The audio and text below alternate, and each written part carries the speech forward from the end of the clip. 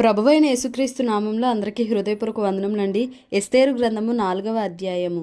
జరిగినదంతయు తెలియగానే మొర్దెకై తన బట్టలు చింపుకొని గోనె పట్టలు వేసుకొని బూడిద పోసికొని పట్టణము మధ్యకు బయలు వెళ్ళి మహాశోకముతో రోదనము చేసి రాజు గుమ్మము ఎదుటికి వచ్చెను.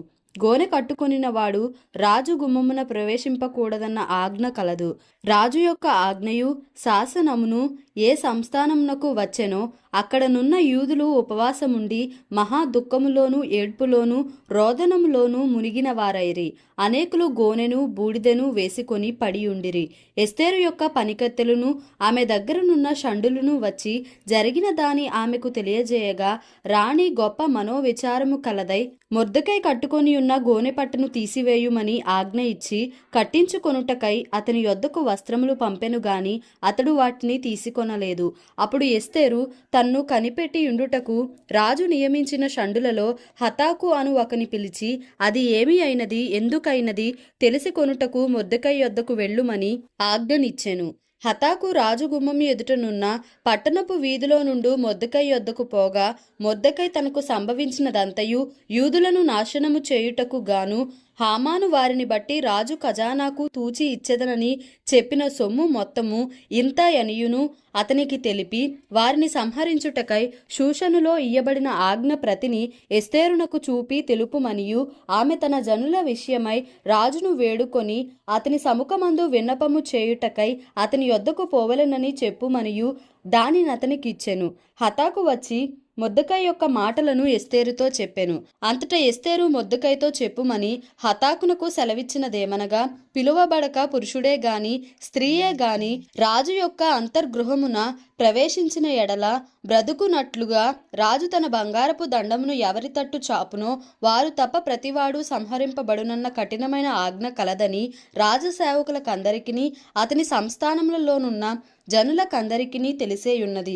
నేటికి 30 దినముల నుండి రాజునొద్దకు ప్రవేశించుటకు నేను పిలువబడలేదని చెప్పుమనెను. వారు ఎస్తేరు యొక్క మాటలు మొర్దెకైకి తెలుపగా మొర్దెకై ఎస్తేరుతో ఇట్లు ప్రత్యుత్తరమిచ్చి, రాజనగరులో ఉన్నంత మాత్రము చేత యూదులందరికంటే నీవు తప్పించుకొందువని నీ మనస్సులో తలంచుకొనవద్దు. నీవు ఈ సమయమందు ఏమీయూ మాటలాడక మౌనముగా నున్న ఎడల యూదులకు సహాయమును విడుదలయు మరియొక దిక్కు నుండి వచ్చును గాని నీవును నీ తండ్రి ఇంటివారును నశించుదురు. నీవు ఈ సమయమును బట్టియే రాజ్యమునకు వచ్చితివేమో ఆలోచించుకొనుమని చెప్పుమనెను. అప్పుడు ఎస్తేరు మొర్దెకైతో మరలా ఇట్లనెను, నీవు పోయి షూషనునందు కనబడిన యూదులనందరినీ సమాజ మందిరమునకు సమకూర్చి నా నిమిత్తము ఉపవాసముండి 3 దినములు అన్నపానములు చేయకుండుడి. నేనును నా పనికెత్తెలను కూడా ఉపవాసముందుము. ప్రవేశించుట న్యాయ వ్యతిరిక్తముగా నున్నను నేను రాజునొద్దకు ప్రవేశించుదును. నేను నశించినా నశించెదను. అటువలనే మొర్దెకై బయలుదేరి ఎస్తేరు తనకు ఆజ్ఞాపించిన ఎంతటి ప్రకారముగా జరిగించెను. ఎస్తేరు గ్రంథము 5వ అధ్యాయము. 3వ దినమందు ఎస్తేరు రాజభూషణములు ధరించుకొని రాజు నగరు యొక్క ఆవరణంలో రాజు సన్నిధికి వెళ్లి నిలిచెను. రాజనగరు ద్వారమునకు ఎదురుగానున్న రాజావరణంలో తన రాజాసనము మీద రాజు కూర్చునియుండెను. రాణి అయిన ఎస్తేరు ఆవరణంలో నిలువబడి ఉండుట రాజు చూడగా ఆమె యందు అతనికి దయపుట్టెను. రాజు తన చేతిలో నుండి బంగారపు దండమును ఎస్తేరు తట్టు చాపగా ఎస్తేరు దగ్గరకు వచ్చి దండము యొక్క కొన ముట్టెను. రాజు, రాణి అయిన ఎస్తేరు, నీకేమి కావలెను? నీ మనవి ఏమిటి? రాజ్యంలో సగము మట్టుకు నీకు అనుగ్రహించదనని ఆమెతో చెప్పగా ఎస్తేరు, రాజునకు యుక్తముగా తోచిన ఎడల నేను రాజు కొరకు సిద్ధము చేయించిన విందునకు రాజవైన తామును హామానును నేడు రావలెనని కోరుచున్నానని ప్రత్యుత్తరమిచ్చెను. ఎస్తేరు మాట ప్రకారముగా జరుగునట్లు హామాను చేయవలయునని త్వరపెట్టుమని రాజు సెలవీయగా రాజును హామానును ఎస్తేరు చేయించిన విందునకు వచ్చిరి. రాజు ద్రాక్షారసపు విందుకు కూర్చుండి ఎస్తేరును చూచి, నీ కోరిక ఏమిటి? అది నీకు అనుగ్రహింపబడును. నీ మనవి ఏమిటి?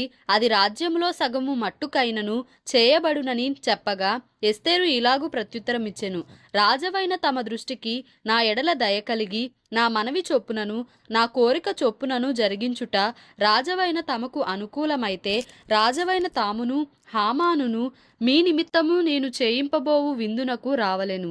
రాజవైన తాము చెప్పినట్లు రేపటి దినమున నేను చేయుదును.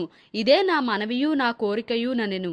ఆ దినమందు హామాను సంతోషించి మనోల్లాసము గలవాడై బయలు వెళ్ళి రాజు గుమ్మమున నుండు మొర్దెకై తన్ను చూచియు అతడు లేచి నిలువకయు కదలకయు ఉన్నందున మొర్దెకై మీద బహుగా కోపగించెను. అయితే హామాను కోపము అణచుకొని తన ఇంటికి పోయి తన స్నేహితులను తన భార్య అయిన జెరెషును పిలిపించి తనకు కలిగిన గొప్ప ఐశ్వర్యమును గూర్చియు చాలా మంది పిల్లలు తనకుండుటను గూర్చియు రాజు తన్ను గనపరచి రాజు క్రింద నుండు అధిపతుల మీదను సేవకుల మీదను తన్ను ఎలాగున పెద్దగా చేసెనో దానిని గూర్చియు వారితో మాట్లాడెను. మరియు అతడు రాణి అయిన ఎస్తేరు తాను చేయించిన విందునకు రాజును నన్ను తప్ప మరి ఎవరినీ పిలిపించలేదు. రేపటి దినమున కూడా రాజుతో కలిసి విందునకు రమ్మని నాకు సెలవైనదని తెలియజేశాను.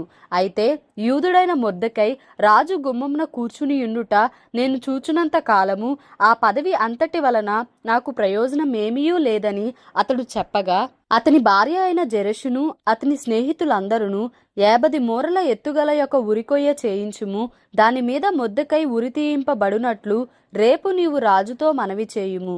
తరువాత నీవు సంతోషముగా రాజుతో కూడా విందునకు పోదువు అని అతనితో చెప్పిరి. ఈ సంగతి హామానునకు యుక్తముగా కనబడినందున అతడు ఉరికొయ్య ఒకటి సిద్ధము చేయించెను. ఎస్తేరు గ్రంథము 6వ అధ్యాయము. ఆ రాత్రి నిద్ర పట్టకపోయినందున రాజ్యపు సమాచార గ్రంథము తెమ్మని రాజు ఆజ్ఞ ఇయ్యగా అది రాజు ఎదుట చదివి వినిపింపబడెను. ద్వారపాలకులైన బిగ్తాను తెరెషు అను రాజు యొక్క 2 నపుంసకులు రాజైన అహష్వేరోషును చంప యత్నించిన సంగతి మొర్దెకై తెలిపినట్టు అందులో వ్రాయబడి ఉండెను. రాజు ఆ సంగతి విని ఇందు నిమిత్తము మొర్దెకైకి బహుమతి ఏదైనను ఘనత ఏదైనను చేయబడెనా అని అడుగగా రాజు సేవకులు అతనికేమీయూ చేయబడలేదని ప్రత్యుత్తరమిచ్చిరి. అప్పుడు ఆవరణములో ఎవరో ఉన్నారని రాజు చెప్పెను. అప్పటికి హామాను తాను చేయించిన ఉరికొయ్య మీద మొర్దెకైని ఉరి తీయింప సెలవిమ్మని రాజుతో మనవి చేయుటకై రాజనగరు యొక్క ఆవరణంలోనికి వచ్చియుండెను. రాజసేవకులు ఏలినవాడ చిత్తగించుము, హామాను ఆవరణంలో నిలువబడి ఉన్నాడని రాజుతో చెప్పగా రాజు అతని రానీయుడని సెలవిచ్చినందున హామాను లోపలికి వచ్చెను. రాజు గణపరచనపేక్షించు వానికి ఏమి చేయవలనని రాజు అతనిని అడుగగా హామాను నన్నుగాక మరి ఎవరిని రాజు గణపరచనపేక్షించునని తనలో తాననుకొని రాజుతో ఇట్లనెను. రాజు గణపరచనపేక్షించు వానికి చేయతగినదేమనగా రాజు ధరించుకొను రాజ వస్త్రములను రాజు ఎక్కు గుర్రమును రాజు తన తల మీద ఉంచుకొను రాజ కిరీటమును ఒకడు తీసుకొని రాగా గనులైన రాజు యొక్క అధిపతులలో ఒకడు ఆ వస్త్రములను ఆ గుర్రమును పట్టుకొని రాజు గణపరచనపేక్షించువానికి ఆ వస్త్రములను ధరింపజేసి ఆ గుర్రము మీద అతనిని ఎక్కించి రాజవీధిలో అతని నడిపించుచు రాజు గణపరచనపేక్షించు వానికి ఈ ప్రకారముగా చేయ తగునని అతని ముందర చాటింపవలెను. అందుకు రాజు నీవు చెప్పిన ప్రకారమే శీఘ్రముగా ఆ వస్త్రములను ఆ గుర్రమును తీసుకొని రాజు గుమ్మమునొద్ద కూర్చునియున్న యూదుడైన మొర్దెకైకి అలాగుననే చేయుము. నీవు చెప్పిన దానిలో ఒకటియు విడువక అంతయు చేయుమని హామానునకు ఆజ్ఞ ఇచ్చెను. ఆ ప్రకారమే హామాను ఆ వస్త్రములను ఆ గుర్రమును తీసుకొని మొర్దెకైకి ఆ వస్త్రములను ధరింపజేసి ఆ గుర్రము మీద అతనిని ఎక్కించి రాజవీధిలో అతనిని నడిపించుచు రాజు గణపరచనపేక్షించు వానికి ఈ ప్రకారము చేయ తగునని అతని ముందర చాటించెను. తరువాత మొర్దెకై రాజు గుమ్మమునొద్దకు వచ్చెను. అయితే హామాను తల కప్పుకొని దుఃఖించుచు తన ఇంటికి త్వరగా వెళ్ళిపోయెను. హామాను తనకు సంభవించినదంతయు తన భార్య అయిన జెరెషుకును తన స్నేహితులకందరికీ తెలుపగా అతని యొద్దనున్న జ్ఞానులను అతని భార్య అయిన జెరెషును ఎవని చేత నీకు అధికార నష్టము కలుగుచున్నదో ఆ మొర్దెకై యూదుల వంశపు వాడైన ఎడల అతని మీద నీకు జయము కలుగదు, అతని చేత అవశ్యముగా చెడిపోదువని అతనితో అనిరి. వారు ఇంకా మాటలాడుచుండగా రాజు యొక్క నపుంసకులు వచ్చి ఎస్తేరు చేయించిన విందునకు రమ్మని హామానును త్వరపెట్టిరి. దేవుడి పరిశుద్ధ వాక్యమును మన వినికిడిలో దీవించి ఆశీర్వదించును గాక. Amen. Please like, share and subscribe for more videos.